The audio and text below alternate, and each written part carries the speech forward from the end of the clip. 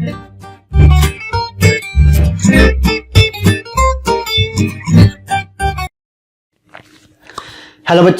बच्चों आज हम करेंगे प्रॉपर्टीज ऑफ नॉर्मलाइजेशन के अंदर लॉसलेस ज्वाइंट प्रॉपर्टीज क्या होती है। देखो हमने पिछली बार से डिस्कस कर चुके हैं कि हमारे पास जो दो प्रॉपर्टीज होती थी, एक थी लॉसलेस ज्वाइंट प्रॉपर्टीज और दूसरी थी डिपेंडेंसी प्रिजर्वेशन प्रॉपर्टीज। तो हमने जस्ट एक इंट्रोडक्शन ले लिया है। तो आज हम लॉसलेस ज्वाइंट प्रॉपर्टी को देखेंगे और उसका एग्जाम्पल लेंगे ताकि हमें वो कॉन्सेप्ट जो था लॉसलेस ज्वाइंट प्रॉपर्टी का वो अच्छे से क्लियर हो जाए। तो एक बार जिन्होंने पिछली वीडियो ना देखी तो मैं रिक्वेस्ट करूँ पिछली वीडियो देख लीजिए और मैं आज की वीडियो में पहले एक बार थोड़ा सा इसको डिस्क्राइब फिर से कर देता हूँ, फिर एग्जाम्पल लेंगे। तो लॉसलेस ज्वाइंट प्रॉपर्टीज क्या कहते हैं कि it ensures that no data will be lost after decomposition. Normalization के वक्त जब हम डिकम्पोजिशन करते हैं टेबल्स की ताकि रिडंडेंसी को हम रिमूव कर सके, तो ये कहता है कि भैया जब करते हो ना अब तो ऐसा नहीं होना चाहिए कि कोई डेटा लॉस्ट हो जाए। डिकम्पोजिशन करो बट वो क्या कहता है डेटा लॉस्ट नहीं होना चाहिए। सो जिसका मतलब क्या है कि भाई अगर हम लॉसलेस ज्वाइंट प्रॉपर्टीज अप्लाई कर रहे हैं तो ये क्या कहता है कि हाँ भाई जब आप अप्लाई करोगे तो मैं इंश्योर कर रहा हूं कि कोई डेटा लॉस नहीं होगा। तो that means we can recover the original relation from the decompose relation. भाई जब अगर डेटा हम कह रहे हैं कि लॉस नहीं होगा, जिसका मतलब क्या हुआ कि मैंने अगर सपोज कर लो ये रिलेशन था, इसको डिकम्पोज करके R1 R2 R3 ऐसे अप टू Rn मैंने डिकम्पोज कर दिया, अपने टेबल में मैंने इनको डिवाइड कर दिया, तो मैं इनको रिकवर भी कर सकता हूँ डिकम्पोज टेबल से, यानी इन्हीं टेबल से मैं दोबारा से R को भी लेके आ सकता हूँ। तो तब क्या कहूँगा कि ये लॉसलेस ज्वाइंट प्रॉपर्टी सही से अप्लाई हुई है। तो लॉसलेस ज्वाइंट प्रॉपर्टी में हम करते क्या है, इसको देखो लॉसलेस ज्वाइंट जब प्रॉपर्टी अप्लाई करते हैं उसका मीनिंग क्या होता है कि जब आप इन R1 R2 R3 इन सबका जो ज्वाइन लोगे, ये नेचुरल ज्वाइन होता है, यहाँ पे याद रखना ये नेचुरल ज्वाइन है यहाँ पे, ठीक है। जब आप इनको लोगे तो आपके पास जो है आपका जो ओरिजिनल रिलेशन था वो आना चाहिए, ठीक है। तो अब यहाँ पे देखो क्या है कि जब ये रिलेशन आता है तो यहाँ पे दो पॉइंट आ जाते हैं हमारे पास कि इट कंटेन्स इक्वल और less number of tuples without losing data. अब जब रिलेशन जो आएगा जिसमें क्या होगा, या तो इक्वल नंबर ऑफ टप्पल्स होंगे जो पहले थे या इससे कम हो सकते हैं। उसका रीजन क्या कम होने का कि भाई हम रिडंडेंसी को रिमूव करते हैं, तो रिडंडेंसी में क्या होगा नंबर ऑफ टप्पल्स कम होते हुए चले जाते हैं, तो हो सकता है कम हो जाए कोई बात नहीं, बट डेटा सारा होना चाहिए। मेन चीज है कि इंफॉर्मेशन जो डेटा हम डाल रहे थे आर के अंदर वो पूरा होना चाहिए, ठीक है। बट कई बुक्स, मैंने पिछली बार भी कहा था, कई बुक्स कहते हैं कि इक्वल नंबर होना चाहिए, तो वो हम देखेंगे। अब इसके अंदर आता है कि भाई चलो इक्वल हो जाए लेस हो जाए काम चलता है, बट अगर ज्यादा हो गए तो टप्पल्स जो नया रिलेशन बन गया उसमें बहुत ज्यादा टप्पल्स आ गए, मतलब रिडंडेंसी को रिमूव करने की कोशिश कर रहे हैं बट ज्यादा ही आ गए, और फिर क्या करें भाई, तब कहता है उसको हम क्या कहेंगे, ये लूजी ज्वाइन हो गया। भाई यहाँ पे तो लॉसलेस हो रहा था, कोई लॉस नहीं हो रहा था, बट ये लूजी ज्वाइन है जब टप्पल्स ज्यादा बन के आ जाएंगे। जिसका मतलब क्या हुआ कि जब आप R1 और R2 यानी इन सबका नेचुरल ज्वाइन करते हो और जो रिलेशन बन के आता है, ठीक है, तो ये जो हमारा डिकम्पोज था इनका जो नेचुरल ज्वाइन है वो सुपर सेट है R का। सुपर सेट का मतलब कि इनके अंदर टप्पल्स ज्यादा है, मतलब जो R के अंदर डेटा है वो क्या सारा का सारा इनके अंदर है और एक्स्ट्रा डेटा भी है। तो एक्स्ट्रा तो हमें नहीं चाहिए ना भाई, फालतू की टप्पल्स हम रिमूव करने की कोशिश कर रहे हैं, रिडंडेंसी को रिमूव कर रहे हैं और दोबारा से हमें ज्वाइन करके मिल रही है, तो उस ज्वाइन का फायदा भी क्या हुआ, तो उसको हम क्या कहेंगे, ये लूजी ज्वाइन हो गया। भाई ये ज्वाइन हमें नहीं करना, हमने जो टेबल को डिकम्पोज किया जिस बेस पे वो समवेयर हमने गलत कर दिया, उसको चेक करो, ठीक है गाइस। तो अब ये जो लॉसलेस ज्वाइन हम कहते हैं ये कंपलसरी है, नॉर्मलाइजेशन के अंदर कंपलसरी कंडीशन है कि ये होनी चाहिए। अब एग्जाम्पल लेते हैं, ये मैंने थोड़ा रिवाइज करा दिया, एग्जाम्पल लेते हैं यहाँ पे जल्दी से। देखो मेरे पास एक रिलेशन है R जिसके अंदर तीन एट्रीब्यूट्स है एक्स वाई जेड जिनकी करस्पॉन्डिंग वैल्यूज ये मैंने डाल दी है, ठीक है। अब मैंने इनको क्या किया, इनको मैंने डिकम्पोज किया है, ओके। डिकम्पोज करने के बाद मैंने इसको R1 एंड R2 में डिवाइड कर दिया। तो यहाँ पे अगर आप चलो R1 एंड R2 में डिवाइड कर दिया तो R1 के अंदर मैंने एट्रीब्यूट्स लिए एक्स वाई को और R2 के अंदर मैंने एट्रीब्यूट्स लिए वाई एंड जेड को, ठीक है। अब जब मैं ज्वाइन करूंगा तो ज्वाइन किसी एक क्या होता है कि एक कॉमन एट्रीब्यूट के बेस पे ही होता है, तो यहाँ पे वाई एंड वाई मेरे पास क्या है, सेम एट्रीब्यूट है जिसके बेस पे मैं इसको ज्वाइन कर रहा हूं।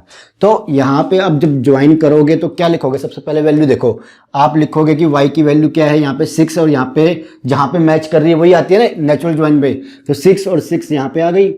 अब इसके करस्पॉन्डिंग 6 की x की वैल्यू क्या है a और z की वैल्यू क्या करस्पॉन्डिंग 7, ओके ऐसे तो चलेगा। फिर जब हम किसको ज्वाइन कर रहे हैं 3 3, अब यहाँ पे देखेंगे 3 है तो यहाँ पे 3 की वैल्यू कहाँ पे है, y में 3 की यहाँ पे है, तो मैंने लिखा 3 आ गया। और 3 के कॉरस्पॉन्डिंग वैल्यू क्या है, b है। ओके और z की वैल्यू क्या है 4। ऐसी 8 लेंगे तो 8 यहाँ पे सिर्फ एक जगह है, तो यहाँ पे क्या होना है, तो अब देखेंगे 8 के इधर c हो गया और उधर 4 हो गया। अब मेरा और कुछ नहीं है, तो अब टेबल को मैच करते हैं, A67 A67, B34 B34, C84 C84, यहाँ पे खत्म वहां पे भी खत्म। तो जिसका मतलब क्या हुआ कि मेरे को जब मैंने इनका क्या किया, नेचुरल ज्वाइन किया, तो मुझे क्या मिला गाइस, मुझे दोबारा से अपना वही रिलेशन मिला एक्स वाई जेड के साथ। तो ये मेरे लिए क्या हो गया, लॉस लेस ज्वाइन हो गया। ठीक है, तो सेम चीज मिल गई। तो हाँ इसको हम कर सकते हैं, मतलब कि डिकम्पोज इस वे में हम कर सकते हैं। बट अब दूसरे इसी एग्जाम्पल को हम दूसरे तरीके से समझे तो वो देखो कि कहता है, एक सेकंड रुक जाइए गाइस प्लीज। अब दूसरी तरफ क्या कहता है कि देखो यही टेबल है मेरे पास, X Y Z relation X Y Z है, सारी वही वैल्यूज है। बट अब मैंने इसको डिकम्पोज कैसे किया कि मैंने R1 के अंदर एक्स जेड को डाला, यहाँ पे एक्स वाई था बट मैंने यहाँ पे एक्स जेड को डाला, और दूसरे में जो R2 रिलेशन बनाया उसको कैसे डाला, मैंने वाई जेड से डाला। ठीक है, सेम वही है, सेकंड वाला तो सेम है बट इसमें मैंने सिर्फ जेड को डाला, वाई को हटा दिया। अब मुझे इनका क्या करना है, नेचुरल ज्वाइन करना है। ठीक है जी, देखते क्या आउटपुट आएगा। तो कॉमन एट्रीब्यूट कौन सा है इन दोनों के अंदर, जेड जेड। ठीक है, उसके बेस पे वैल्यू निकालते हैं। जेड की वैल्यू यहाँ पे 7 है, यहाँ पे क्या है मेरे पास 7 है, तो हम क्या करेंगे, जेड की वैल्यू 7 है तो यहाँ पे हमने वैल्यू लिखी 7। ओके 7 के कॉरस्पॉन्डिंग वैल्यू वाई की क्या है मेरे पास 6 है। ओके और एक्स की वैल्यू क्या है, ए है। हो गया, क्लियर हो गया, वेरी गुड। अब यहाँ पे क्या है 4 है, तो मैंने लिखा 4, जेड के अंदर 4 लिखा पहले। 4 यहाँ पे कहां पे है, 2 जगह है। देखो 2 जगह है, एक जगह नहीं 2 जगह है, यहाँ पे भी है यहाँ पे भी, दोनों वैल्यू कंसीडर करूंगा। तो पहले मैंने क्या लिखा, इस 4 पे इसकी वैल्यू क्या है, y की 3 और b इधर क्या है b, और दोबारा से जब ये 4 इससे अटैच होगा तो यहाँ पे 4 आ गया, और y की वैल्यू क्या आ जाएगी 8 आ जाएगी, और यहाँ पे x की वैल्यू क्या आ जाएगी c आ जाएगी। अब जाके ये जो है पूरा जो है ना, इससे और इससे अटैचमेंट खत्म हुई है इसकी, मतलब सारी वैल्यू इसने ली है। अगेन चलते, ये 4 है, यहाँ पे मैच करो 4 का है, यहाँ पे और यहाँ पे, यानी अगेन पहले ये 4 लिया इसके बेस पे, तो यहाँ पे y की वैल्यू है 3 और इधर क्या है मेरे पास x में c, और ये 4 अब इससे अटैच होगा तो यहाँ पे 4 है, और यहाँ पे y की वैल्यू क्या है 8 और x की वैल्यू क्या है यहाँ पे c। अब जाके खत्म हुआ। अब मैच करो क्या मेरे पास ओरिजिनल टेबल आया। पहली 3 तो ठीक है, बट उसके बाद जो मुझे फालतू में मिल गए C34 और C84, ये एक्स्ट्रा टप्पल मिल रही है, जिसका मतलब क्या हुआ, एक्स्ट्रा टप्पल नहीं होनी चाहिए, सुपर सेट नहीं बनना चाहिए। इनका कॉम्बिनेशन क्या बन रहा है, सुपर सेट बन के दे रहा है मुझे, नया रिजल्ट आ रहा है, वो नहीं होना चाहिए। तो दैट मीन्स कि ये मेरे लिए क्या हो गया, ये मेरे लिए एक लूजी ज्वाइन हो गया, कि हमने इनकी फंक्शनल डिपेंडेंसी के बेस पे ये तो सोच लिया कि हाँ ये कर रही है ये नहीं कर रही है, तो उसको हमने 1 2 3 एनएफ में कर लिया। बट जब हम आउटपुट पे आए ज्वाइनिंग के बेस पे, तब हमें रिजल्ट सेम नहीं मिल रहा था।